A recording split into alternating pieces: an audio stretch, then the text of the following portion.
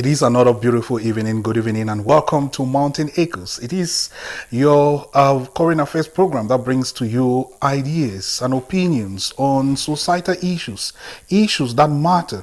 And talking about issues that matter, the growing prevalence of femicide in Cameroon, that's the intentional killing of women, it's becoming unbecoming. It's becoming a new normal. Just days ago, another case is reported in Yaoundé, and it is just like that almost on daily basis.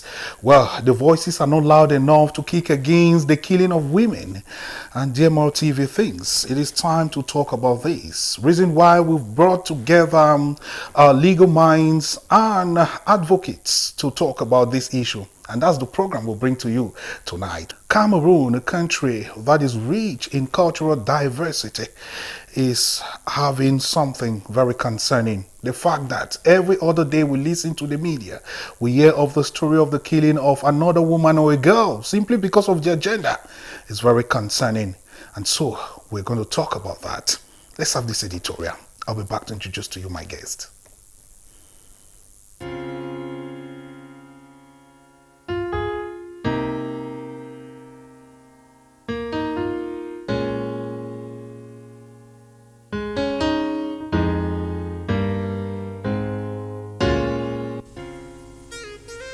A couple of days ago, news broke out on the unprecedented passing away of a 23-year-old social media influencer, Mbella Meve, in a neighborhood in Yaoundé. At first, it looked like a regular murder, but preliminary investigations are pointing at femicide, another woman's life taken away in a well-calculated plot. Not long ago, still in Yaoundé, it was a uniformed officer who took away the life of his own wife. And then the case of Ndian Yango in Douala. In fact, the list is unending. Femicide robs us of our sisters, our mothers, our daughters, and our friends. And yet, it is too often hidden behind the walls of silence. The intentional killing of women simply because they are women is slowly becoming a new normal in Cameroon. Though not a familiar word in the country, the pain it describes is all too familiar, and it seems like it's been here forever. From the busy streets of Douala to the heart of Yaoundé, from Limbe to towns and villages across the nation, women are dying at the hands of those they knew, often people they once trusted and loved. The numbers are disturbing. In just the past year, media and civil society groups documented dozens of cases. And remember, these are only the ones we know about. Most victims were young women between the ages of 18 and 35. In many cases, the killer was a husband, a boyfriend, or an ex-partner. These are not isolated tragedies. They are part of a growing pattern of gender-based violence that is claiming lives at an alarming rate. Why is this happening? The answers are too complex but not mysterious. We live in a society where harmful cultural beliefs still grant men a sense of ownership over women, where jealousy and control can escalate to violence with consequences, where economic stress, unemployment, and substance abuse fuel already volatile tempers, and where the justice system too often turns a blind eye. One case still haunts us. The case of Ndian Yango, whose life was taken away under circumstances that cried out for justice, but instead we saw legal manipulation and abuse of the system. This was not only a tragedy for her family, it was a tragedy for all, because it showed every would-be abuser that they might kill and still walk away free. Cameroon's law as they stand have no clear or specific provisions on femicide. Yes, murder is punishable under the penal code, but the absence of a distinct legal category for femicide means the crime is often treated like any other homicide, without recognizing the gender-based motive that makes it so dangerous. Without clear legal language, without strict mandatory sentences, and without fast-tracked prosecutions, our laws are failing to protect women. This must change. We need a national law that names femicide for what it is, that punishes it with the full force of justice, and that leaves no space for bribery, delay, or influence. We need stronger protection mechanisms for women at risk, better shelters, and public awareness campaigns that start in the schools and reach every household. And this is not work for the government alone. Families must refuse to hide abuse in the name of protecting family honor. Communities must stand up against every act of violence before it turns into another funeral. Religious leaders, traditional rulers, the media, and every citizen in the country must be part of this fight. The Minister of Women's Empowerment and the Family has already called on all of us to unite against femicide. Let's not treat this as just another statement from a podium. Let us make it our marching order. Let us demand action from lawmakers. Let us support survivors and protect those in danger. Let us refuse to accept that being a woman in Cameroon should be a death sentence. Because until every woman in Cameroon can live without fear of being killed simply because she is a woman, none of us can truly say we are a free and just society. This is not just about the victims we have lost. It is about the lives we still can survive, we still can save. If we choose to act now, many things will change in future.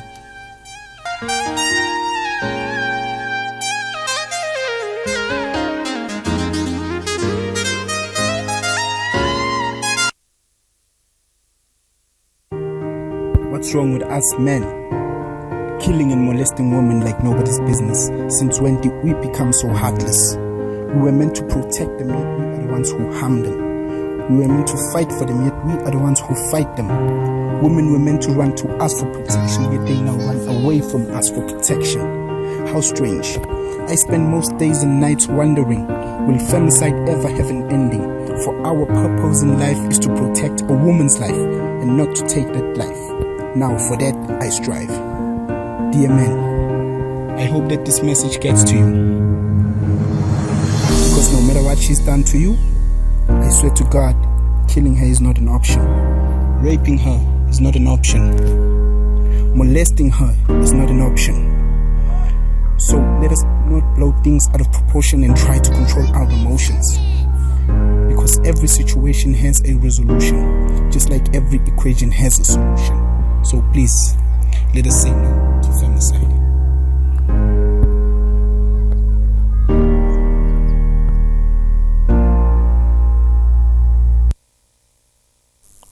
It is a time to act. It is a time to break the silence and navigate the challenges in a way that cause change in the society. Well, if you're just tuning in, this is Mountain Echoes, and tonight we are dwelling on the intricacies of femicide.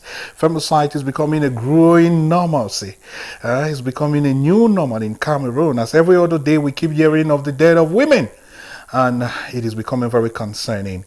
And of course, we want to talk about that and see how we can seek ways of changing the narrative.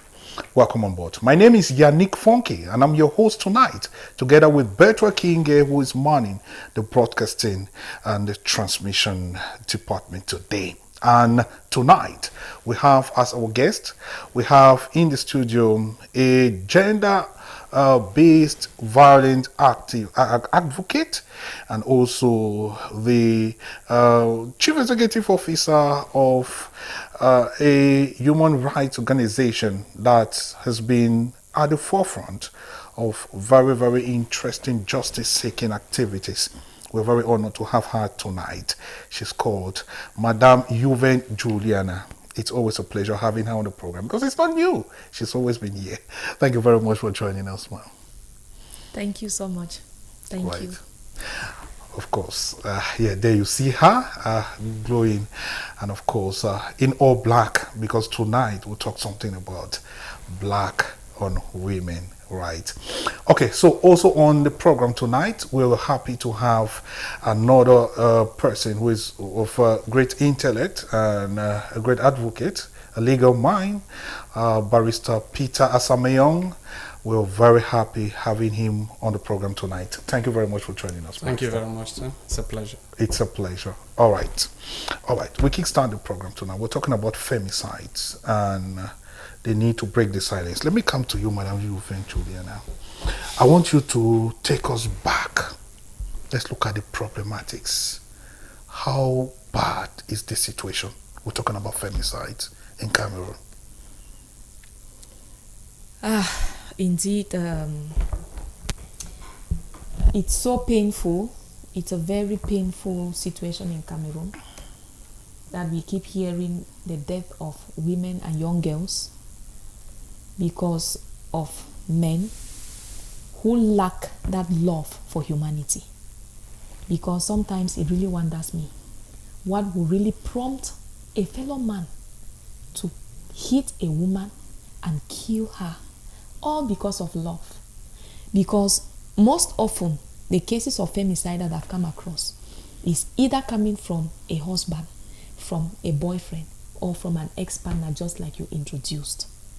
And my dear brothers and sisters, I sit here today with a very painful heart to join the victims' family, the families of victims of femicide, to mourn with them, to advocate for a situation in Cameroon where femicide can actually be recognized in the Cameroon legal system. And before I proceed, I would like to give just a small definition of what femicide is. Femicide, in its simplest form, is the killing of women and girls just because they are women and girls, just because of their gender. And the situation is alarming. Working as the director of Center for Human Rights Research and Advocacy for Sustainable Development in Africa, which is a human rights association, we have as a key concern within our mandate of operation to advocate, to lobby for policies, to lobby for laws that favor women and girls. It was not just by accident that we came into this program today. We have come because we want to confront femicide and advance legal accountability and legal reforms in Cameroon. Why? Because our laws seem to be so silent when it comes to issues of femicide. Now, let's recall the incident of Diane Yango, who was killed in 2023. I was so touched to the extent that I could not sit quiet. I couldn't sit quiet. That a fellow woman will be killed, and what the law will do is to give an ordinary fine of 52,000 francs, an amount that I dash people. I give people, this is a chicken amount for the law to give as fine to somebody who has killed a fellow human being. And again, a woman for that matter. A woman, a fellow woman. A woman is the mother of the nation. A woman is the mother of the earth. A woman is the mother of the world. And what our justice system could do was to give this man an ordinary fine of 52,000 francs and a suspended 5 years sentence. Where did this judge sell her conscience? Where? That a fellow woman, a mother of children, a wife to somebody, you kill her, and what the law will do is that not an abuse to the justice system? Is it not a miscarriage of justice? Is it not an insult to the Cameroon Constitution? Is it not an insult to the Convention on the Elimination of All Forms of Violence Against Women, CEDAW? Is it not an insult to the Maputo Protocol? Is it not an insult to the UN Declaration to End Violence Against Women and Girls? I mean, the incidences keep rising. It keeps rising. Just in 2024, the Minister of Women's Empowerment and the Family noted that from just November, Cameroon registered 67 cases of femicide. 67. Those are mothers, those are daughters, those are sisters who are being killed by careless men. In fact, I feel burdened in my heart. I feel the pains. And I want to tell my people out there, especially the families of victims of femicide, that we are together. We are together in this fight. We are together to end this together. We are together. Let's rise up and advocate for the legal definition of femicide. The legal definition of femicide and recognition in the Cameroon legal system. Let's rise up together as a family. If you know you have a sister out there, if you know you have a mother, if you know you have a daughter, this is an opportunity to rise up and advocate for this particular crime to be recognized. Because when you look at the Cameroon Penal Code, there is no accurate definition of what femicide is all about. The law doesn't define a femicide. There is no definition. It doesn't recognize femicide. But our mothers keep dying. I want to say it, very few men, let me not be biased, very few men can take good care of children the way women can do. And now when you, the man, kill a woman, what are you thinking about your children? What are you thinking about your children? That's a question.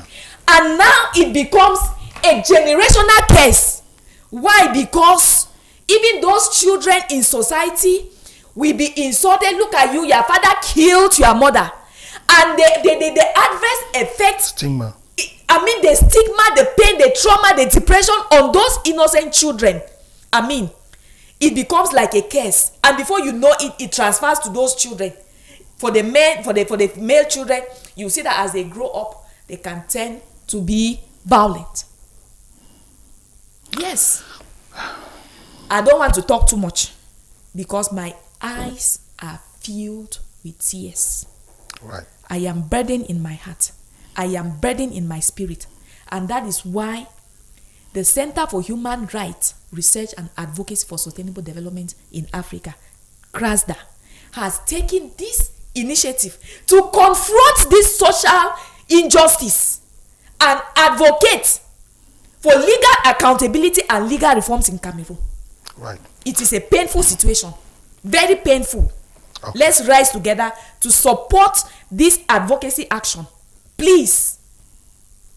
Okay. Thank you, Mr. Yannick. Thank you very much. Madam Yuven, Juliana, very pain in the heart and very emotional about addressing this issue. We're talking about the intentional killing of women and girls because they are women and girls. Their gender.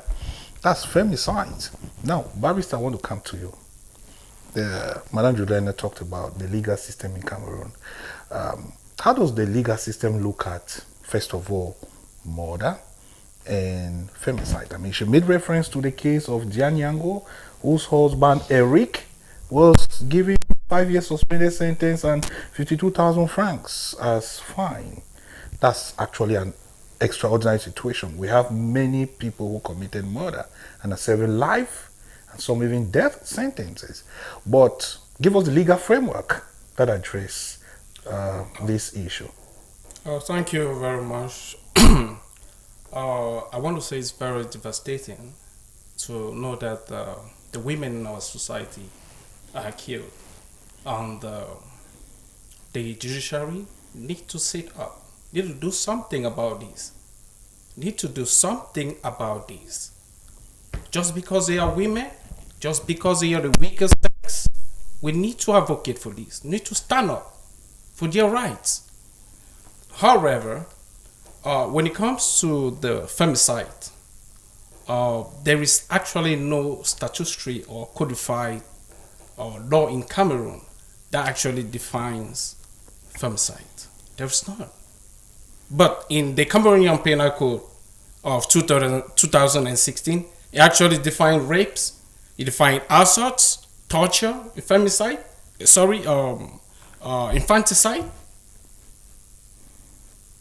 They defined them. But they have forgotten the legislator need to do something as far as femicide is concerned. But if we look at the legal perspective, from the legal point of view, looking at the Black Law Dictionary, femicide is actually the killing of a woman. It's a killing of a woman. Mm-hmm. So something needs to be done. There needs to be a law, a special law that has to be put in place when it comes to gender-based violence. And femicide as well. We have gender-based violence laws that are in the penal code, right? Yeah. We have gender-based violence laws.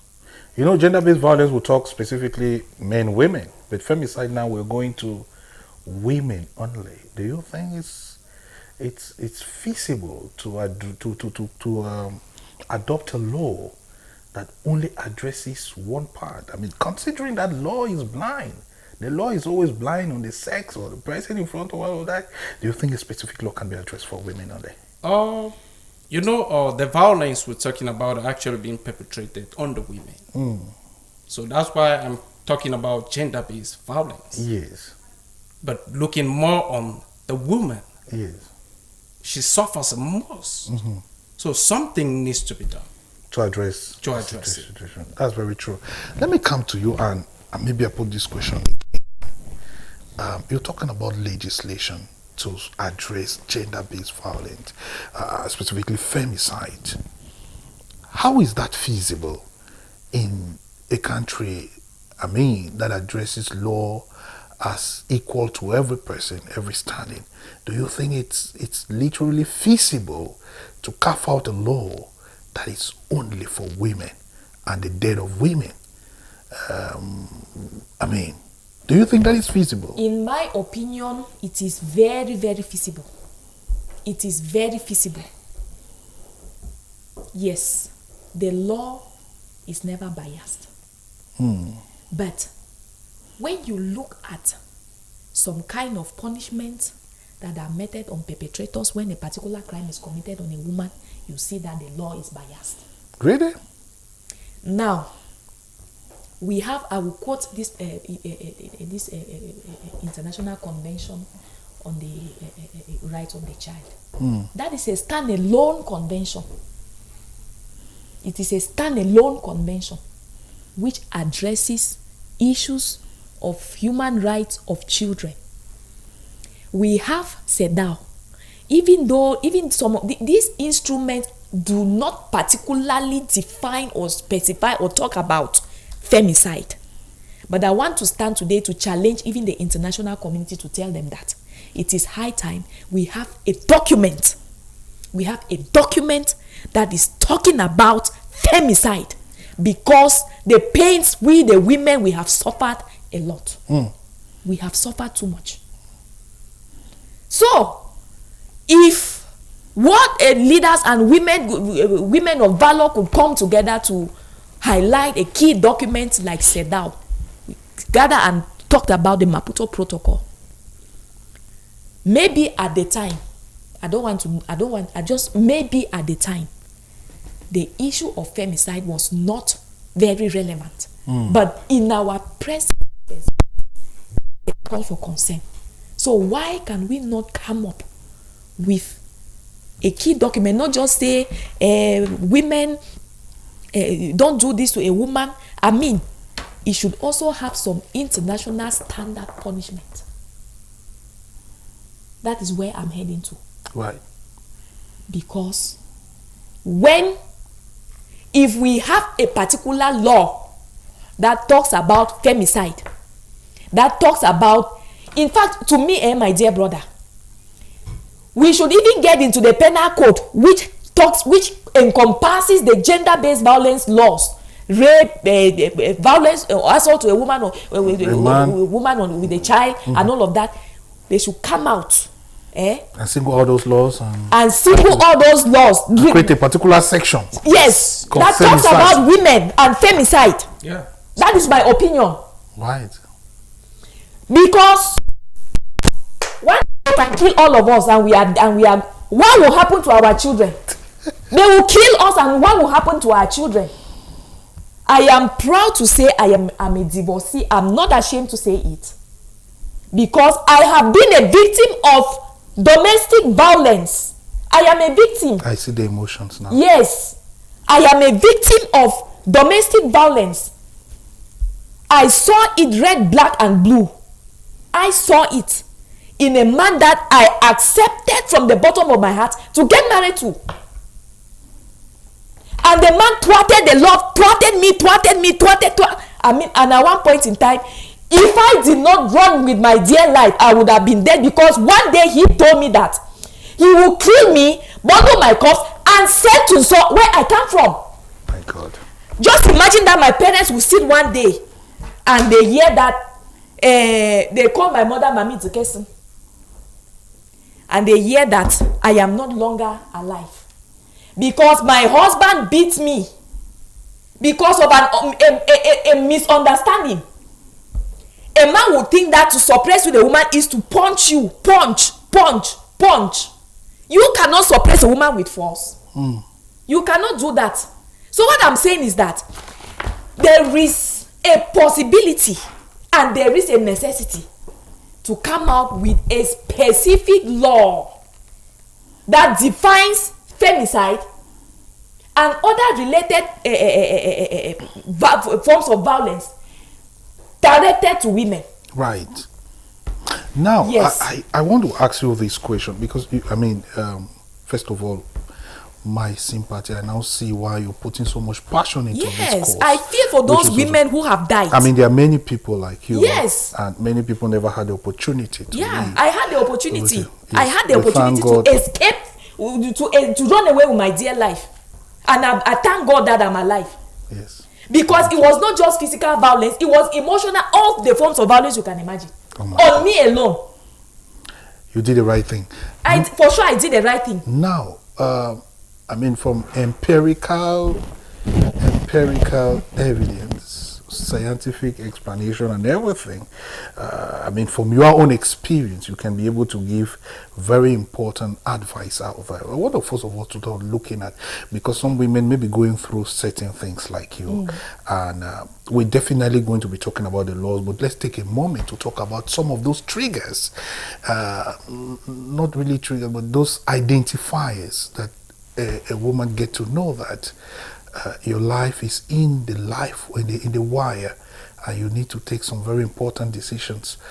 When is that time? What are some of those things that the man start doing that the woman should start doing a recalculation and start making informed choices before it comes to femicide? We have verbal utterances.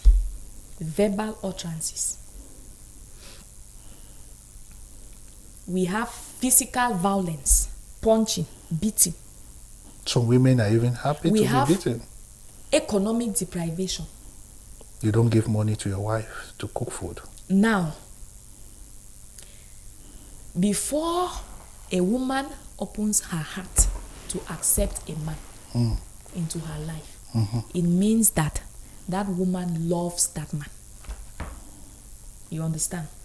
Before a woman opens her heart to say yes to a man's proposal, be it in courtship, be it in dating, be it in marriage preparation, be it in marriage itself, as long as it has to do with emotions, sharing of emotions, a woman loves the man at that time. And now when you accept the man, what I used to feel like is maybe along the line, the men feel like, yes, I have gathered her and I've placed her under my authority. And so therefore I can treat her any way or anyhow I want. That is when such issues start coming in. Before you see a woman rises up in anger to start retaliating, it means that it has gotten to one point in time that she can no longer take it. A man will do something to a woman the first time, she will tolerate it. Do something, either insult or whatever, she will tolerate it. Maybe the third time, she can no longer take it. And she has to retaliate. Now, when she starts retaliating, now the man will say, oh, you want to flex muscle with me? Oh, yam go up, yam come down. Oh, it has happened like this, it has happened like that. And all the what you can think of. So, there are always indications of red flags in a relationship. Because in my opinion, when a man comes, you say, yes, I love you. Okay, maybe give me time, let me think about it. Or yes, instantly, I love you too. And they fall in the love. It is, for women, it is always with that mindset that I can deal with this man. The woman, she invests her energy, she invests her time, she invests her wisdom, she invests everything you can imagine. And in the course of investing, she is expecting reciprocity to be reciprocated by the husband. Now, because of pride, because of ego or whatever reason, for some men especially, for some men, they'll feel like, oh, if the woman is going very higher, now they start suppressing the woman, start suppressing. And before you know it, the relationship deteriorates. And once the emotions have been affected, to bring back the emotions to start flowing on that same dimension is very difficult. Yes, I also know of women who can be a type. Let it not be that I'm just here to talk to just defend women. There are women who also provoke men. But what I'm saying is that at one point in time, if the relationship is no longer going, then cause pain, let it go. That is my advice. Yes. If you are into a relationship and it's no longer going, please avoid it. Right. Without having a secondary thought. Now let's get to the case of Osinachi in Nigeria. The gospel artist. Yes, the gospel. She endured. And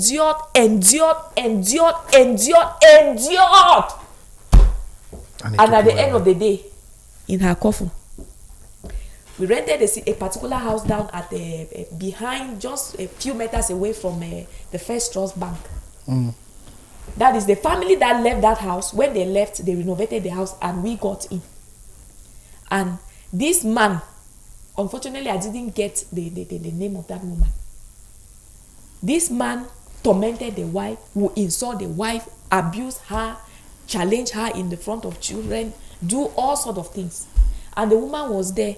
Oh, my children, if I go, who will take care of my children? Hey, I'll be there for my children. That's always the excuse. Oh, children. At one point, she suffered depression. It led to brain turmoil. They operated her brain. And at the end of the day, she died. She died. A Bayani lady. She died. Rest in peace. Indeed. May her soul rest in peace. That is another case of femicide. And the children are left idling. So why not reserve that energy and quit that abusive relationship if it can no longer go? There are levels of abuses that can be managed. There are levels of abuses that can no longer go anywhere. When it gets to that point, please, for the sake of your mental well-being, for the sake of your health, for the sake of your happiness, for the sake of the love that you have for yourself, and for the sake of your children and the family you come from, please, you can go. Seek your priest. Please, you seek your priest. We don't encourage divorce. So please don't talk about the church not encouraging. You seek your priest. Forget about it. A reasonable priest, a reasonable pastor will tell you that if it has gotten to a particular point, quit. Well, you seek the priest. It was the same situation with the Osinachi case that the pastor kept saying. Churches have misled families. Churches have broken homes. Please, please. All right. No, please, excuse me. You're I am talking out right. of experience. You're right. You're too emotional, and I think And I think it is justifiable. The being too emotional is part of the healing process. Yes, you it's get justifiable. The point. I will not be ashamed to say that. Just I give will a not moment. be ashamed to say that. Churches have broken homes, Yeah, especially some these churches. mushroom churches that are just coming up. Yes. You will hear a pastor giving a fake prophecy, giving fake prophecies. I don't want to talk about my case. It's okay. You get the point. But the message I'm passing across is that some churches and some men of God have broken homes, have misled families, have scattered families, have caused their rising trends in femicide. That's what I'm saying. Right. Yes. You have a point. That's what I'm saying. Your opinion counts. Thank you very much, Yuven. For some reason, I think that it's necessary to be very, very expressive the way you are, so that the point is clear and the pain is felt. Thank you very much, Madam Yuven. I'll come to you, but Barrister, let's talk about this. I mean, by ordinary means, the state institutions that have been put in place are supposed to address issues like this. We're talking about femicide. I mean, I'm very concerned about it. I mean, the case of Meve Mbala, the TikTok influencer who died just days ago, is still fresh in our minds. And people thought it was just ordinary murder, but it's another femicide. And the cases are there in their great numbers. In your own opinion, what are some of the steps the policymakers can take to address this issue? Thank you very much for that question. I think the judiciary, the law enforcement agency needs to sit up. They need to sit up. They need to actually ensure that those perpetrators are not gone free. The judiciary need to ensure that severe punishments are given. Severe, not light punishments. It need more severe punishments so that it would deter others from committing femicide. But it's not as if the law has not been addressing that. I mean, remember a Geo in Kribi used his own pistol and murdered his girlfriend, and he's in jail. He was stripped off as the divisional officer. He's in jail, and I'm sure if the law, I'm not sure whether the sentence has been passed yet, but he's in jail. We have many cases in the Boya Central Prison. We have people. The person in my phone who murdered his wife is in jail.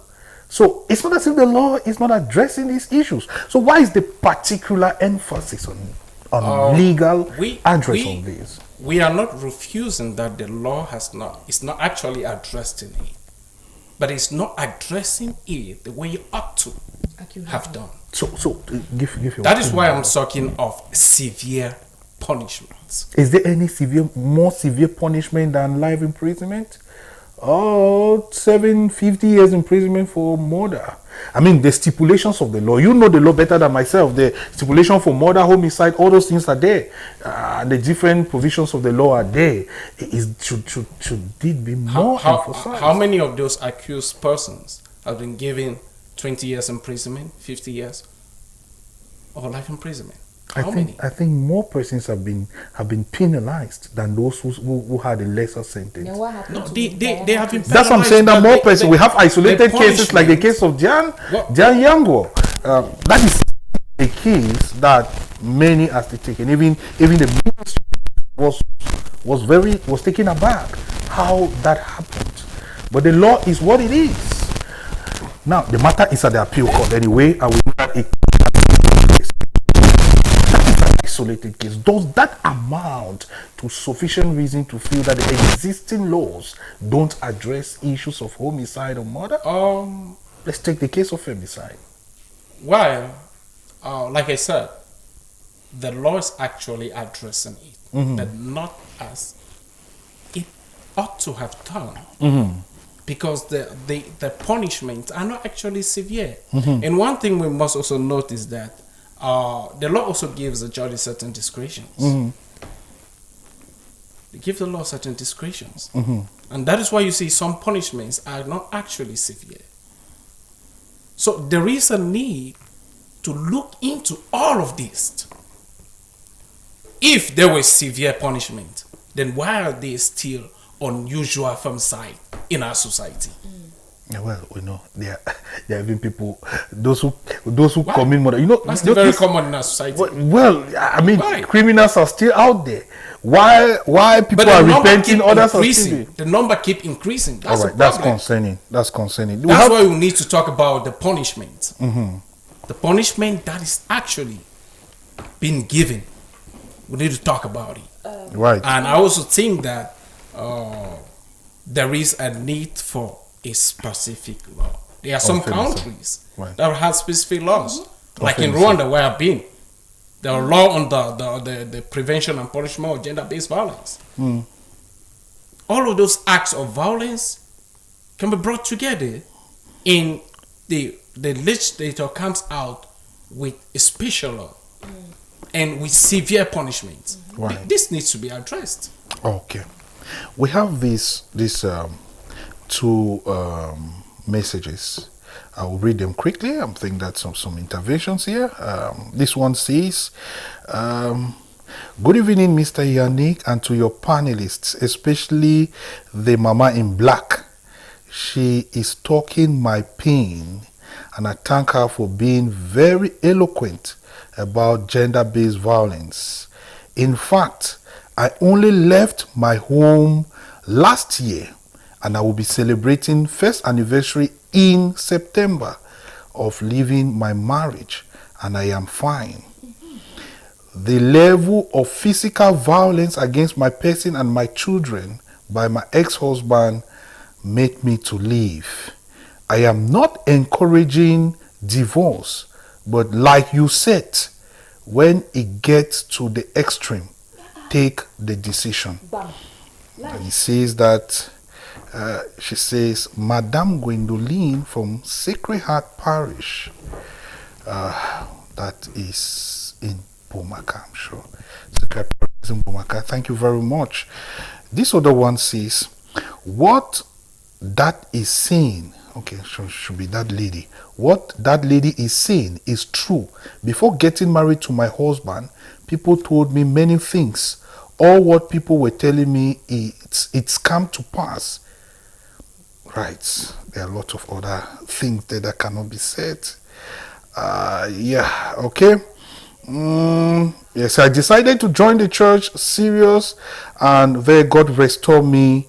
I become a mother of children of 3 kids, but still care. There are a lot of other inconsistencies there. Well, for some reasons, we're not going to be reading some kind of messages.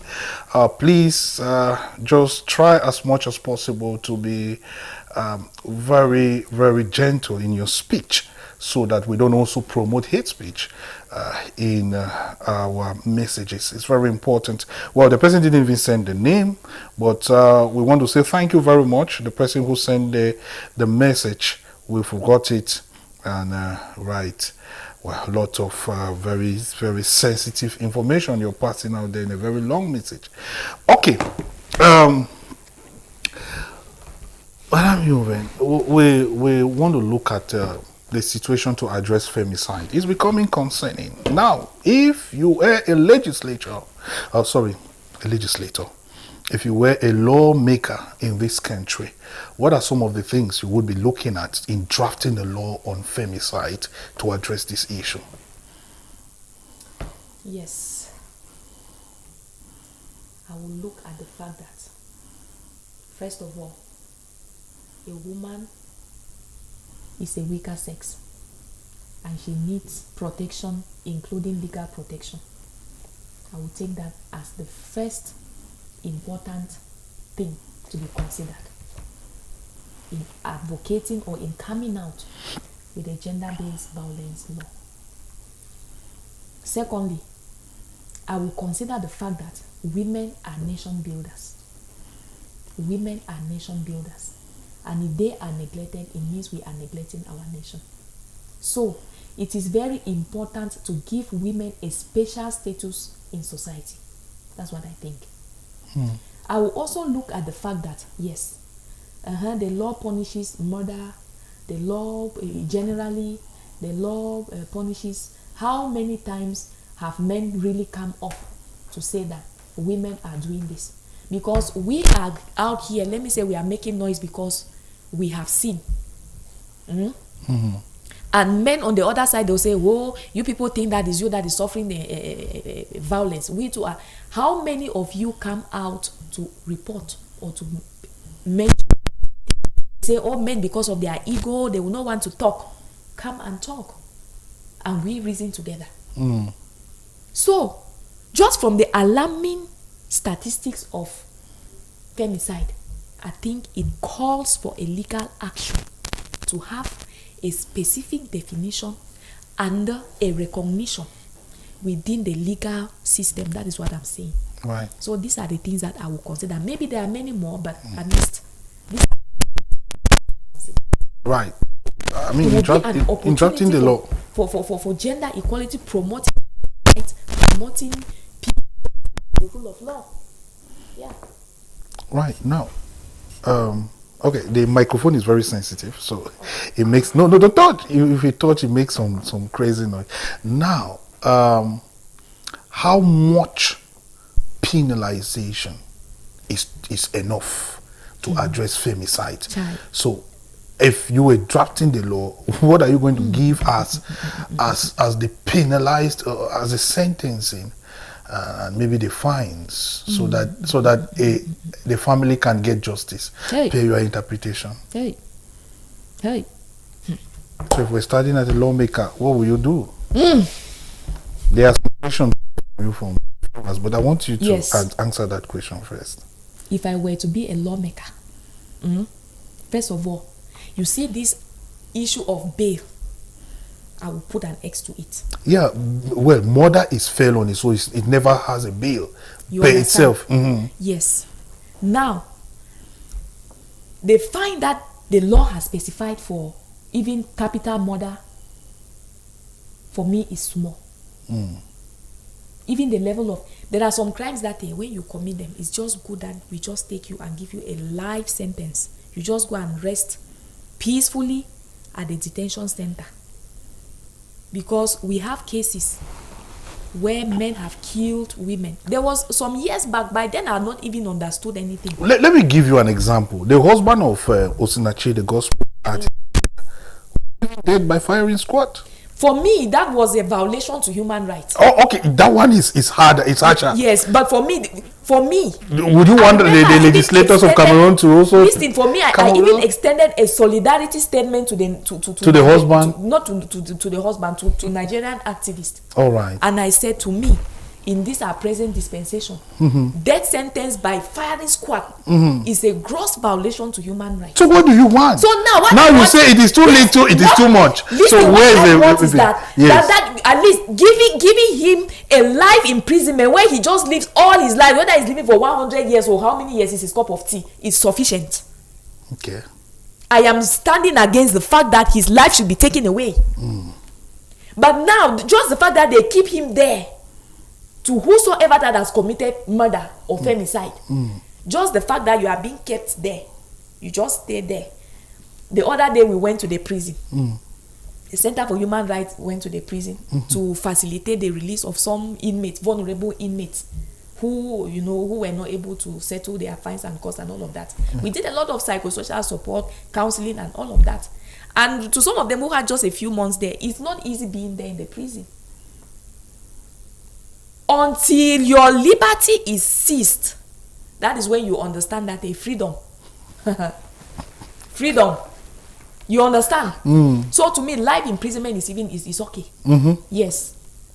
All right. Because if we say you kill me, I kill you, it means we are getting back to the, even though it's very specific, it's very peculiar with the Sharia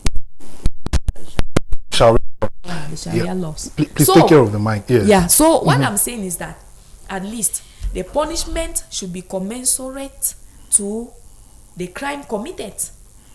And I will get back to the case of Diane Yango. I don't know if that judge was bribed. I cannot explain. I cannot explain. The case should be under the appeal. It is at the appeal court. We're definitely going to see what will transpire out of that. Yes. So, how will a judge? Well, to say that the husband is not still free by the law when the matter has been appealed, so Yeah. he's still remanded in custody. Exactly. So I mean, If the husband is not free, it is true the husband is not free, but the punishment is not severe. How does it actually deter others, from committing femicide? Yeah. We're talking about punishment that's actually deter others, from committing femicide. So that's why I said earlier that I'm not saying that there is no actually a law, that punishes that. The law is there, but the punishments are not severe. So the judges need to come in and play the role. They need to look into this and say enough is enough. That's right. She talks about life imprisonment. I agree with her. I agree with her. Life imprisonment. I think it's, actually depriving someone of his liberty is something which Can deter others. Yeah. So such punishment should be taken into consideration. Sometimes you see that civil matters. Are you sure life imprisonment can deter others from committing such crimes? We Well- have thieves who have been labeled life imprisonment. We have terrorists. We have all kinds of people who have been At given life least when they are imprisonment. there, when they are We there, are talking That's still being about committed. thieves, but we're talking about people who have taken the life of another person. Yeah. That's what we're talking about, thieves. Okay. How can you give a thief, someone who just entered a shop and steal, you give him life imprisonment? Well, And someone who kills another, you maybe give him maybe 2 years or 1 year. You're encouraging that person to kill. In fact, I was discussing with my fellow neighbor the other day, and a little girl, just of about, I think approximately 8-9 years, and she said, oh, she used to support this little girl to pay her fees. Then I asked her what happened to her parents. She told me that the father killed the mother and ran away and came back. Now, because he saw the father around, he had to just withdraw herself from paying the school fees. Now, the question I asked her was, when the man ran away, or how was the reaction of the wife's family? The wife was already dead. What was the reaction of the family? And she said, whoa, she said a lot of things that did not really make sense to my head. And now what I was saying is that, okay, if the family did not even open a legal investigation and all of that, then it means that they were promoting it. Because some families can sell their daughters at no cost. Yeah. You understand? But now, when you have committed such a crime, you escape. If they had opened no matter, for me, this thing they say a time bar or whatever, it should even be abolished. That you commit certain crimes and you escape and come back after a good number of years and they leave you free. When you come back, whether you come back after 50 years, they should hold you liable to pay for the crimes that you have committed. That is my opinion. I agree with you. Yes. that's true. There's a question here for you. Somebody is very concerned. He goes by the name Isidongum Dosak. Says that, Madam, you are very expressive about crimes committed against women. What about when it's rather women exercising domestic violence on men? I know of women who beat up their husbands, and some have even led to death. Please be objective. Yes, and I remember also. I have been very objective. I remember, if he was following us, I said, we are crying for the women because we have gathered enough statistics which are alarming. And it's a call for concern. So if the men are being violated by women and they keep quiet, how will we know? That's right. How do we know? We cannot know. You cannot say something. Yes, you don't know. I even remember I mentioned, I talked about men's ego. A man will feel very shy to stand in public and say, my husband beat me this, my wife beat me this morning and sent me under the bed, or look at the wound I'm. So now we are talking about expressing the pains that you are going through. Report, speak out, speak. Because if you are speaking out, we will equally gather the statistics. And again, we are talking about the women because women naturally are very weak. So when a man stands on a woman and flexes his muscle, it suppresses the woman. It suppresses the woman. So I am not biased, my dear brother. What I'm saying is that you men have not been outspoken. If you suffer violence and you speak out, maybe, yeah, I even said that there are women who really push their husbands to the walls and even beyond the walls. Right. I mentioned that. Now, there is this concerning... So I am not biased. I am saying because I am talking based on the statistics that we have received. You have on the table. Yes, or concerning femicide. So Right. I'm not biased, please. Okay. I mean, we want to look at this. I'll come to Barrister in a minute, but want to look at this. Sometimes many watch you on screen and feel like you just come on panel just to talk, just to air your opinion, and maybe you express your emotions about certain things, and really little or no groundwork is done to address the situation. How much do you, human rights actors, do in the field to sensitize? Because it doesn't only suffice for you to come and condemn, but sometimes they say prevention is better. It's better than cure. So how much do you sensitize both the men and the women to be able to live purposeful life so that they don't get to that urge point that one person takes the life of another? Very good question. And I will tell you that the Center for Human Rights Research and Advocacy for Sustainable Development has done a lot of sensitization programs on ending violence against women and girls, on combating gender-based violence. Now, when we talk about gender-based violence, we are talking on both men and women. It is about the both sexes. So, we have done a lot of community talks to combat gender-based violence. In fact, I remember in the month of June, I was in the community of Mutengene. I went to quarters and I was sensitizing the population as part of the preparation for a girls' empowerment project that CHRRASDA had just a month ago. Yeah. So we used that opportunity. We gathered quarter heads, women leaders, and we spoke up. I even went to a church there, to the Apostolic Church, and I sensitized the population. Yes. The sensitization might not be enough, and that is why we choose to come to a wider platform like this TV station to talk about it. I have attended several programs in this particular TV station to talk about it. Yes, so I think within my little efforts, I have tried my best to say I talk about violence against women and girls. I talk about gender-based violence. So, to an extent, I am justified to even pour out my own personal emotions and to join the victims, the family of victims, and even the survivors to at least cry with them. It's normal. Right. It's normal. Now, how mobilized are you, civil society organizations, in addressing this issue? Because, I mean, people always say that when it comes to very crucial issues like this, the civil society doesn't speak in one voice. I mean, the case of Jan Yango, we expected that the civil society would be putting up a very strong advocacy to address issues of that magnitude. But people spoke on social media. It only ended on social media. Little efforts were done on the field. So how mobilized is the civil society? And what are the steps that you're taking?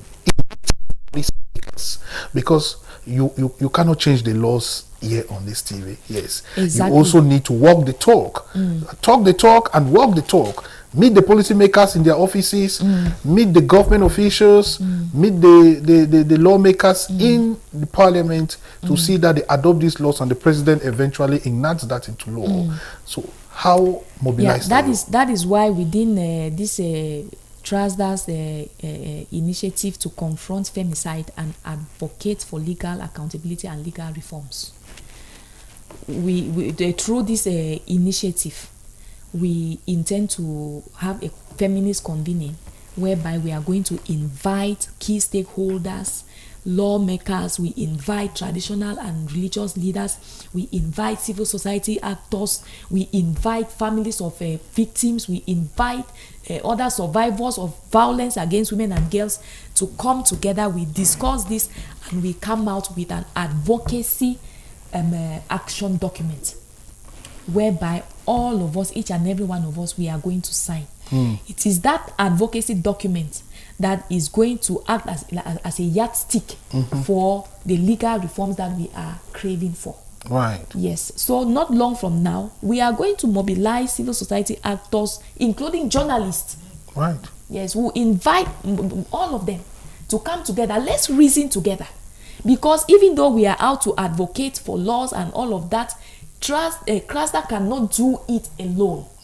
We have to harmonize our efforts with other civil society actors to talk about this, to address this. As an individual entity, we cannot come out with an advocacy document. We cannot sign it alone. That's right. We need other voices, similar voices that have felt the pain of losing a daughter, a sister, a mother, to come together so that we can come out with this document. When we have come out with this document, we can now visit the various authorities, the lawmakers, the parliament, to present, and at the end of the day, who knows, it can become a standalone document as we are praying for. Right. Yeah. Thank you very much. I think that the procedures are, they're really, they're good. They're good. And we have this very interesting concerns. This one says, "Good evening. I am watching the show about femicide. I'm Nazi Cindy from Limbe. The irony of the matter is, when men speak out about any form of abuse, it is the same men that mock them. They are the cause of their problems. Some women allow themselves to suffer and endure in the name of society. They need to value themselves more. A slave that does not claim their rights does not deserve pity." It's coming from Nazi Cindy. Thank you very much, Cindy. I think it's very interesting there. This one says, "Good evening and thank you for the program. I am Mr. Manuel Ayoktako, enjoying the program." Okay, thank you very much. All right, we'll read the others, but now, Barrister,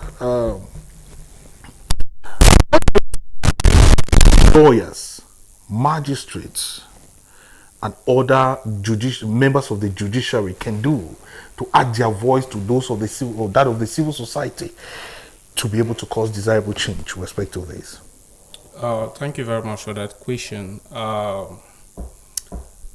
think it's a joint some of these NGOs, we join our voice together, and we actually advocate, make some recommendations which can actually be tabled at the level of the parliament, and see that some of these laws are being reformed, and some specific laws are actually being enacted, and actually so we'll actually go a long way to address all of these issues. Right. Yeah. Okay. So I ask you this question again. If you had the opportunity to be a member of parliament and lawmaker, what are you going to be considering in putting together a draft legal document to address this? What are the things you consider? Like she said, we must actually consider that the women are actually the weaker sex. Must consider that the weaker sex, and they actually contribute in our society. They actually contribute in our society, and not mostly. The woman contribute at home. We need to take the woman also helps the man in her job site. She also helps the man. So it is very important to take these things into consideration. Yeah. Now, sometimes he said women are the cause of their problems. Well, I want to borrow from Cindy, who said men are the cause of their problems. But you want to see great in a greater dimension. Women are sometimes the cause of their problem, because their fellow colleagues will mock at them. You are leaving your husband's house. Look at them when they're in politics. You have the greater majority, but you will never win positions because fellow women don't vote you. Even in parliament, women are there, but when some of these things of women are brought in, they don't really advocate too much. I want you to talk to parliamentarians who may be listening. The need, the urgency to be able to rethink, if not, join the advocacy to push for an independent interpretation of the law on femicide. Yes, I will agree with you that sometimes we women, we don't like to take action for matters that really concern us. To an extent, it's usually due to lack of information, lack of education, lack of interest, ignorance. Most women still feel like, especially leadership and decision making, is a thing of men. But I want to congratulate women. Why? Because there is a rising trend. Women are reawakening. There is a kind of reawakening within the women folk, which means that women have started realizing their full potentials. They have started realizing that they can actually contribute to nation building. They can contribute to development. They can contribute to... Gone are the days when they used to say, oh, at first they used to sit in a class with very few women, back then. But now when you get into a classroom, majority, women overshadow. That's right. Women overshadow. That's true. Which means that women are now realizing that they actually have a great role to play in society. And that is good, and that is really something to applaud. And I want to encourage women that this is the time we have to rise up. I am a woman talking to women. This is an opportunity that we have to rise up. At least when you see a fellow sister who has taken that authority to stand to create a positive change in your community, in the society, in the world, support her. Support her. A problem to a sister, to a woman is a problem of the sisterhood. Right. Let's operate within the parameters of the sisterhood. Right. Let's work as a sisterhood. Don't feel jealous when you see a woman rising up. Join her. You can learn a lot from her. Sometimes I don't know. I don't want to get detailing into that, but I just think that we have to be one another's keeper. When an issue concerns a woman, let the women rise up. When an issue concerns a woman, let the men rise up to support us. Right. If you see a fellow sister who is pushing so hard, maybe to be the parliamentarian or to even be the president of the republic, join her. Join her. Join her. Important. If a woman is advocating to be even the president of a Njangi group, even if she's not educated, please join her. In the course of it, she will realize herself, and at least if you are, I always like in a group, when they say a team, in a team, you have diverse mindset. There is somebody who is just there to initiate an idea. There is another one who is there to scream and say, no, but this idea is very good. But I think that if we put it this way, it can be fabulous. There is another person who is there to critique. Masa, when I do na wait, so yam go up, yam come down. We all form that team. And at the end of the day, there is always one technical advisor who will say no. Or somebody who is there to see something in an uneducated person. I always hate when they say somebody is an illiterate. Right. I hate it. So you can be good in this thing and bad in this one. The fact that she didn't go to school doesn't mean she cannot stand in public and talk. Even if she has to communicate in pidgin, pidgin is a means of communication, and the essence of communication is to understand. Right. So let's rise up to support women. Men rise up to support us. Women rise up to support ourselves. Right. There is this very interesting